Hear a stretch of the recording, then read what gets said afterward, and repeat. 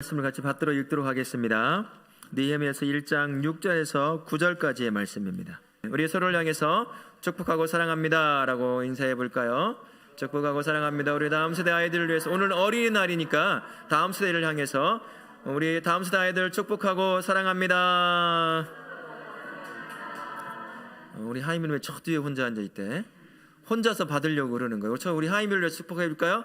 축복하고 사랑합니다. 머리 긁고 있어요.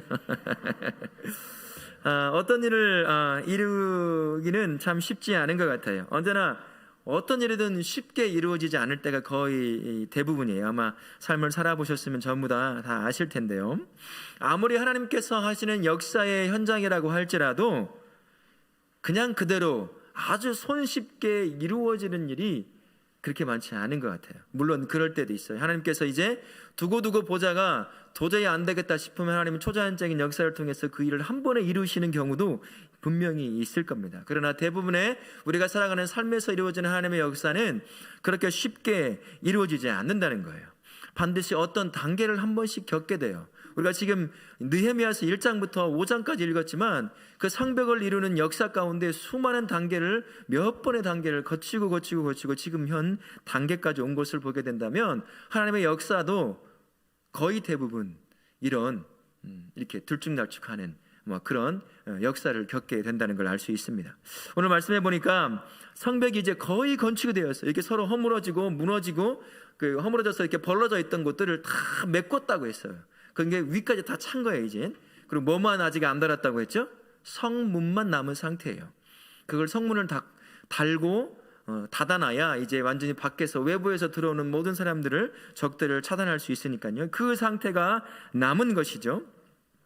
이때 우리의 역사적 사명을 띠고 하나님의 역사를 방해하고자 하는 사람, 지금도 있어요. 이런 사람 지금도 산발락 같은 인생을 살아가는 참 안타까운 인생들이 교회 안에도 있다는 사실입니다.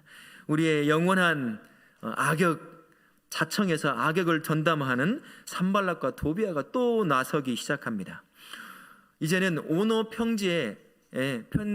평지라고 하는 곳에 한 자그마한 촌에서 우리 만나자, 편지를 보내는 거죠. 사신을 보내서 이제 만나자. 또 해도 안 나오니까 편지를 써서 이제 그렇게 만나자고 얘기를 하는 겁니다. 그걸 보면서 이런 생각이 들었어요. 참 산발락과 도비아도 불쌍하다. 마치 이런 느낌이 드는 거예요. 야, 느헤미야, 한 번만 만나주면 안 될까? 나 좀 한 번만 만나줘 제발. 왜 이렇게 안 만나주는 거야? 이렇게 애걸 복구하는 것 같은 느낌이 드는 거예요. 지금 그렇게 만나자고 하는 거죠. 근데 왜 느헤미야는 안 만났죠? 그게 해하고자 하는 평지잖아요. 평지에서 만나고 한 촌에서 만나자는 것은 도움을 받을 수 없는 그런 곳에 만날 수도 있다는 거예요. 그러니 그걸 알고 느헤미야가 이제 해하고자 함을 알고서는 만나지 않습니다. 느헤미야는 이렇게 이런 요구에 대해서 첫 번째로 만나지 않은 첫 번째 이유가 뭐였냐고 하냐면 3절의 말씀에 보면 이렇게 돼 있어요. 내가 곧 그들에게 사자들을 보내어 이르기를 내가 이제 큰 역사를 하니 내려가지 못하겠노라. 지금 아직도 하나님의 역사를 이루고 있는 이 상태에 네가 만나자고 해서 내가 내려갈 수는 없다. 이 역사가 아직 끝나지 않았다 라고 얘기를 하면서 이제 만나지 않습니다. 4번이나 걸쳐서, 한두 번도 아니고 무슨 연애하려고 만나자고 하는 것도 아니고 4번에, 사실은 5번이죠. 오늘만 해도 이 앞에까지 하면 아마 10번 이상 될 거예요. 얼마나 사랑하면 느헤미야를 이 산발락을 이렇게 만나려고 하는지 모르겠어요. 4번에 걸쳐서 만나자고 하는 것을, 나 역사 아직 끝내지 않았으니 내려갈 수 없다. 물론 그 이면에는 산발락과 도비아가 죽이려고 하는 그 음모가 있다는 걸 알고 있었기 때문이기도 합니다만, 그냥 가장 큰 이유는 내가 이제 큰 역사를 하니 내려가지 못하겠노라가 가장 큰 이유였다는 것입니다. 오늘 이 말씀을 통해서 하나님의 사역을 감당하는 사람들이 어떻게 감당해야 될지를 우리에게 깨닫게 해주는 말씀이 있습니다. 하나님의 마음이 있습니다. 첫 번째는 하나님의 역사에 동력하는 사람에게는 우선순위를 잘 세워야 한다는 거예요. 어떤 거요? 우선순위를 잘 세워야 한다는 것입니다. 산발락 일행이 지속적으로 4번에 걸쳐서 오노 평지 한 촌에서 만나자고 하는 요구를 계속해서 느헤미야에게 요구를 하잖아요. 거절의 이유가 큰 역사를 하니까 이 큰 역사를 중지하게 하고 내려가지 않겠다라는 것이었습니다. 그게 가장 큰 이유였어요. 아직 성문도 달지 않은 상태였거든요. 다 완성되지 않은 거예요. 그런데 잘났지 잘못하다가 그래 한번 우리 얘기해보자라고 내려갔다가 봉변이라도 당하면 안 되기 때문에 가장 큰 역사가 끝나지 않은 이 시점에서는 우리는 내려갈 수 없다는 것이죠. 자신은 내려갈 수 없다는 거예요. 아주 급하게 편지를 보내고 사람을 썼겠죠.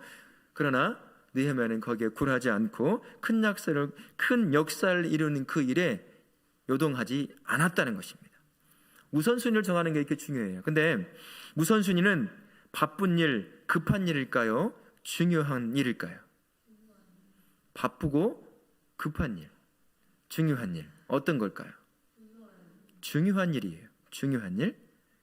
해도 되는 일이에요? 하지 않아도 되는 일일까요?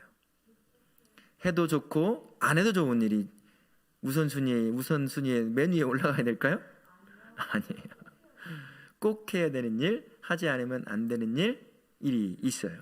그게 우선순위입니다. 느헤미야에게 있어서 우선순위의 가장 첫 번째는 아직 끝나지 않은 하나님의 역사를 끝내는 일이었어요. 그러니까 누가 부른다고 내려갈 수가 없는 것입니다. 스티븐 코비가 쓴 성공하는 사람들의 7가지 습관이라는 책 한번 읽어보신 분도 계실 거예요. 그 하도 유명하고 오래된 책인데요. 7가지 습관 중에 세 번째 습관이 뭐가 있냐면 소중한 것을 먼저 하라는 거예요. 소중한 것을. 사람들은 그때그때 닥치는 일을 하느라 정작 가장 중요한 일을 하지 못한다라는 것입니다. 그때그때 오는 이 급한 일만 찾아서 하고 바로바로 해야 될 일만 하다 보니까 정말 정작 중요한 일을 해야 될 때 미루고 못하는 때가 있다는 것입니다. 중요성과 긴급성을 기준으로 중요하고 긴급한 것을 반드시 먼저 하라고 얘기합니다. 이 사람들을 통해서도 우리가 삶의 지혜를 얻을 수 있는 거죠. 느헤미야는 가장 중요한 일, 급한 일을 했어요. 산발락과 도비아를 만나는 건 언제든 만날 수 있어요. 그러다 만나서 잘못되면 이 중요한 역사는 이루어지지 않기 때문이에요. 그러니까 이 중요한 역사가 우선순위에 가장 첫 번째로 세워져 있는 거예요. 그러니까 이것을 방해하는 그 어떤 것도 느헤미야를 흔들 수가 없었던 것입니다. 사역을 감당하는 데도 마찬가지예요. 우리가 감당하는 사역 중에서 중요하고 긴급한 사역, 이것이 세워지지 않으면 다른 많은 사역들 아무리 한들 큰 열매를 맺지 못하는 것, 이런 것들이 있을 수 있다는 것입니다. 우리 다우라 공동체의 교회 공동체에 가장 긴급한 우선순위, 중요한 게 있다면 뭐가 있겠습니까? 아무리 생각해봐도 예배에 대한 회복이라고 생각을 해요. 많은 사람들이 코로나 2년이 넘는 기간 동안에 몸도 마음도 삶의 습관도 예배에서 많이 멀어지고 무너진 것이 사실입니다. 그래서 우리가 가장 중요한 여러 가지 사역들이 있어요. 뭐 다음 세대 사역도 있고 무슨 사역도 있고 뭣도 있고 막 하지만 가장 중요한 것은 예배를 세우는 일이라는 거예요. 예배의 순서를 따라가는 그 예배를 세우는 것이 아니라 예배가 무너져 있는 사람들의 삶에서 다시 예배의 자리로 끌어와 이 예배 자리에서 예배 자리로 세우는 일, 그게 우리 다우라 공동체가 가장 우선으로 해야 될 사역이라는 것입니다. 여러 사역들을 때로는 내려놓아야 할 때도 있는 거예요. 이 중요한 사역을 감당하기 위해서 잠깐 이건 나중에 해도 되지. 그러나 예배가 무너지면 그 외의 사역들은 감당하고 싶어도 할 수가 없는 거거든요. 그러니까 우리 다우라 공동체에서 가장 최우선순위로 두어야 할 우선순위는 바로 예배를 회복하는 것이다 라는 것입니다. 우리가 그것을 기억하고 예배에 집중하는 일들을 그리고 예배가 무너진 우리 가정에 우리 공동체에 있는 형제와 자매들을 예배 자리를 끌어오는 일, 그리고 예배 자리로 다시 서게 하는 일이 우리가 해야 될 중요한 우선순위라는 사실을 기억하실 수 있기를 바랍니다. 그러면 각 성도들의 삶에서의 우선순위가 있다면 뭐가 있을까요? 저는 이런 생각이 들어요. 제가 이제 우리 전화번호나 이런 것들을 쭉 보게 되면 이게 이제 집에 믿음의 가장이 거의 90%라고 해도 거짓말이 아닌 것 같은데 다 여집사님, 여성도님, 권사님인 거예요. 한쪽이 깨졌어요. 한쪽이 이름만 올라와 있는데 안 나오는, 예배 자리에 없는 거죠. 그러니까 가정이 믿음 안에 온전히 세워져 있지 못하는 것을 참 보게 됩니다. 그러니까 신앙생활을 할 때 가끔가다 그것이 걸림돌이 될 때가 종종 생기는 거예요. 쉽지 않은 문제죠. 우리가 할 수 있는 문제는 아니잖아요, 사실. 그 마음을 바꾸고 그 마음을 감동시키는 것은 성령 하나님이 하시는 일입니다. 그러나 우리는 그의 증인이에요. 그죠? 제자입니다. 복음을 들고 전달해줘야 할 책임을 갖고 있는 사람이라는 것이죠. 그래서 우리 각 성도님의 최우선 순위는 바로 가정의 복음화라는 생각이 들었어요. 그래서 가정이 온전히 믿음 안에 천천히 세워지는 그것을 꿈꾸면서 같이 기도하면서 그런 초청의 자리를 만들고 이끌어올 수 있는 방법들을 생각해보고, 그래서 가정이 온전히 믿음 안에 세워질 수 있도록 그렇게 우선순위를 삼는 것이 중요하겠다라는 생각이 들었습니다. 그래서 우리 삶에서도 그 우선순위를 바로잡으실 수 있기를 예수님의 이름으로 축원합니다. 또한 일상에서의 우리의 우선순위는 뭐가 있을까 생각해 봤어요. 그것은 하루 첫 시간에, 하루를 시작하기 전에 하나님의 뜻을 먼저 구하는 것이에요. 오늘 내가 살아갈 때 내 어제 살아왔던 삶의 경험으로 살아가는 것, 지식으로 살아가는 것이 아니라 오늘 새롭게 하나님이 생명을 주신 이 날, 하나님의 뜻이 있어서 나를 살게 하셨는데 하나님의 뜻이 무엇입니까? 라고 물어보는 것, 그리고 그 뜻을 쫓아서 삶을 살려고 하는 것, 그게 우리가 일상에서 살아가야 할 최우선이라는 것이죠. 어제의 삶을 살아왔으니 오늘도 당연히 내가 살 것이고, 어제 살아왔던 삶의 습관과 지식과 그 경험을 가지고 또 살아가려고 하기보단 내 실정은 그렇게 살아갈 수밖에 없겠죠. 하지만 어떤 시작점을 갖고 있느냐가 중요하다는 거예요.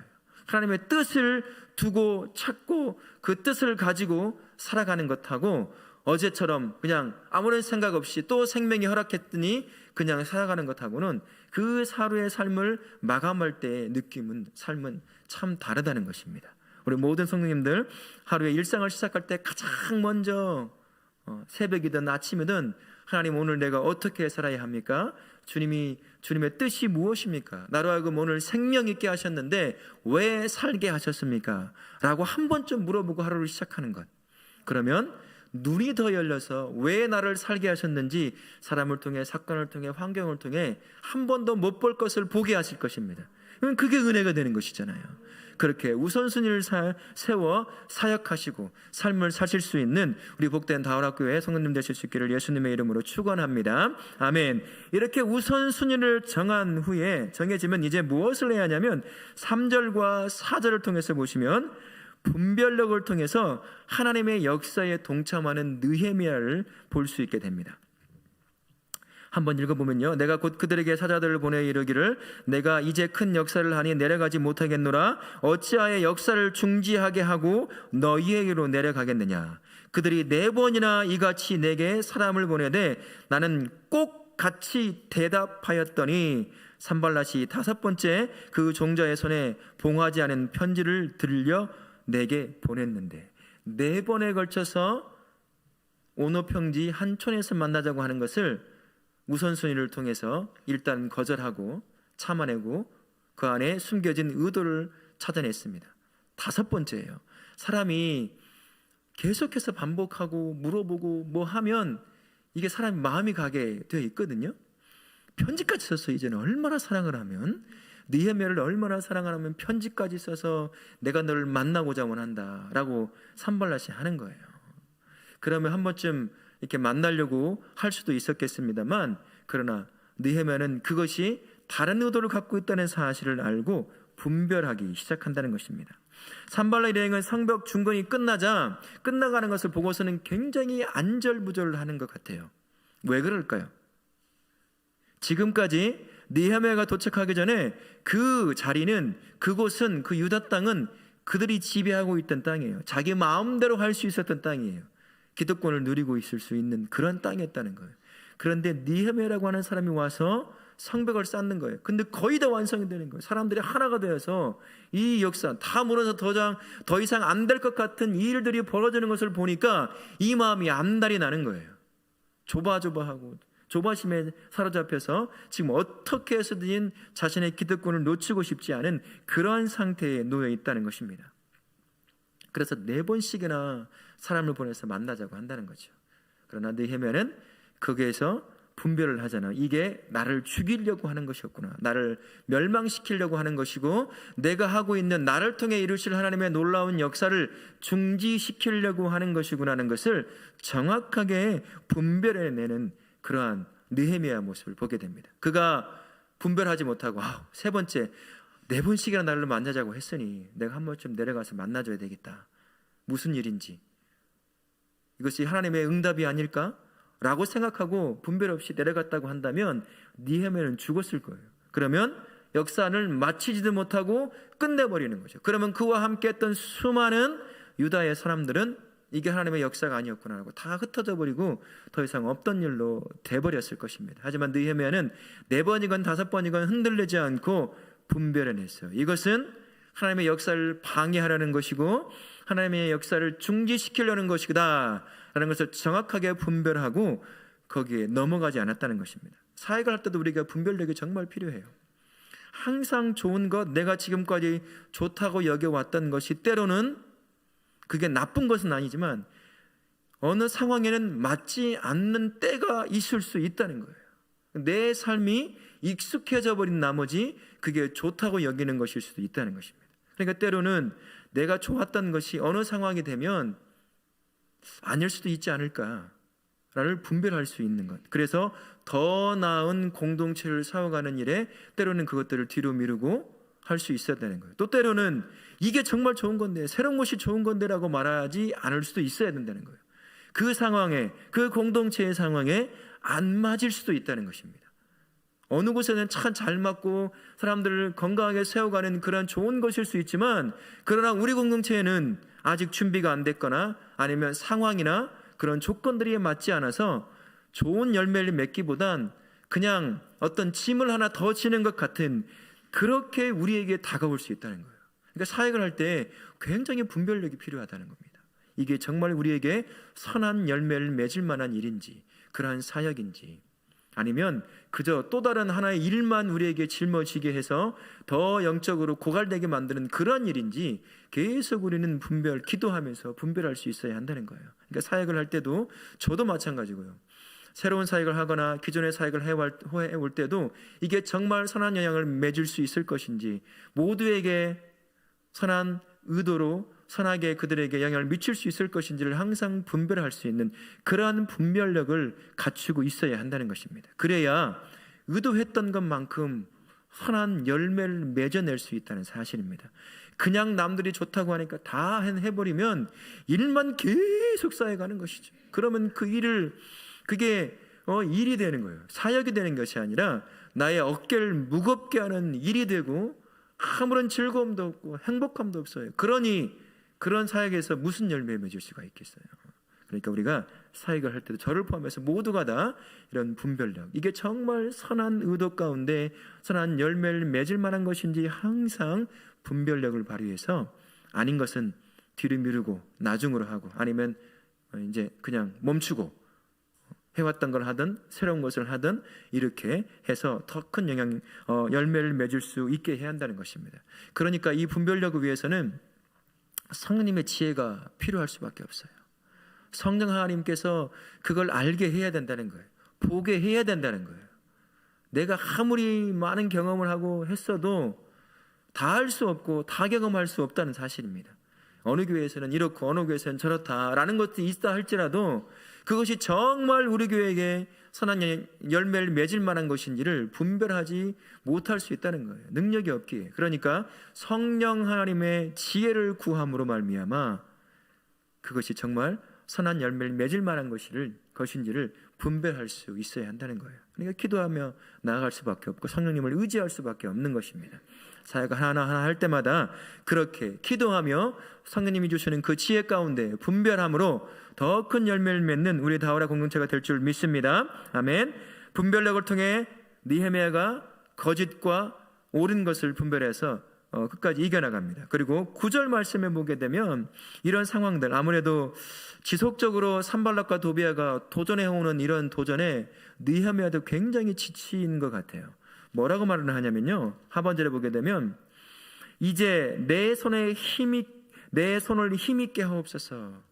사람이 한두 번 어려움 겪고 그러면 기도하면서 이겨나가는 것이 될 수 있겠지만, 그것이 지속적이고 반복적으로 계속해서 공격해 온다면 아무리 믿음을 가진 사역자라 할지라도 그 공격에 지치게 돼 있어요. 이게 다운된다는 것이에요. 느헤미야도 아무래도 그랬던 것 같아요. 그러니까 이제 언전에 해왔던 방법으로 하는 것이죠. 느헤미야는 사건이 있기 전과 후에 항상 기도로 이 사건을 시작하고 마무리하는 것을 볼 수 있습니다. 모든 사역의 시작은 기도예요. 기도하며 시작해야 됩니다. 기도하며 성령의 인도하심을 구하고 기도하며 성령의 지혜를 구하는 것, 그렇게 시작을 해야 돼요. 아무리 탁월한 계획을 세워서도 기도하며 성령께서 이것을 허락지 않는 것 같다 싶으면 과감하게 내려놓을 수도 있어야 한다는 것입니다. 그러니까 기도하는 거예요. 지금 지쳐있는 느헤미야가 할 수 있는 건 다른 게 없어요. 혼자서 막 긍정적인 생각을 한다고 이 지쳐있는 영혼이 살아날까요? 그렇지 않다는 겁니다. 느헤미야는 언제나 그랬던 것처럼, 하나님, 내가 지쳐 있습니다. 내 손에 힘을 더하여 주옵소서.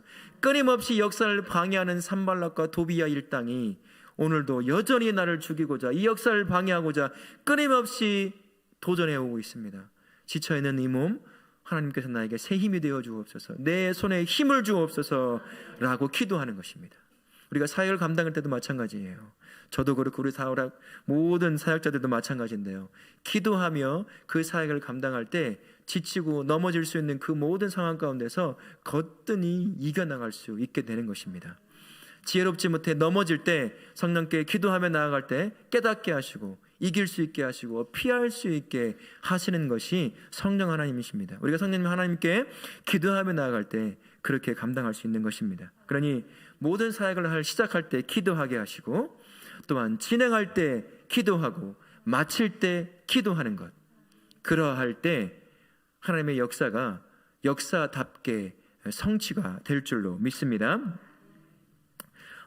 모든 사역을 시작하는데 우리가 조금 전에 말씀드린 것처럼 기도로 시작해야 되는데요. 마가복음 9장 29절에서 이렇게 말씀합니다.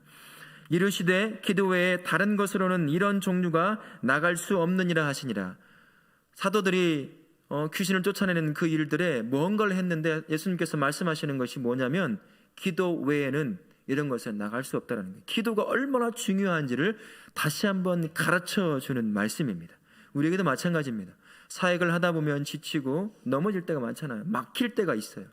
참 이렇게 세우고 이렇게 하면 이런 열매를 맺으면 참 좋겠다라고 하고 상상을 하고 머리를 그리고 시작하지만, 그러나 막상 끝나고 나면 그렇지 않을 때가 있거든요. 굉장히 허탈감을 경험할 때가 가끔씩 있다는 것입니다. 그건 성령의 인도하심을 제대로 구하지 못한 것일 수도 있어요. 그러니까 기도의 자리로 나아갈 수밖에 없습니다. 그래서 성령의 인도하심을 철저히 구할 때 그때에 지혜롭게 선택하게 되고, 그리고 원래 의도했던 대로 열매를 맺는 그러한 사역을 감당할 수 있는 것입니다. 우리 다우라 모든 공동체 사역자분들, 우선순위, 그리고 분별력, 그리고 기도함으로 사역하여서 선하고 풍성한 열매, 선하고 열매를 맺는 것이 아니라 선하고 풍성한 열매, 하나님 우리를 풍성케 하신다고 하셨어요. 하나님 우리를 풍성케 하신다고 하셨는데, 우리는 그저 열매를 맺는 일에 만족하며 사는 존재가 아닙니다. 우리는 선하고 풍성한 열매를 맺게 되는 것입니다. 우선순위를 정하고 분별력을 쫓아 기도하며 성령의 인도하심을 쫓아 감당할 때 그렇게 선하고 풍성한 열매를 맺을 줄 믿습니다. 가정에서, 교회에서, 직장에서 그렇게 풍성한 선한 열매를 많이 맺으실 수 있는 복된 우리 성도님들 되실 수 있기를 예수님의 이름으로 축원합니다. 아멘.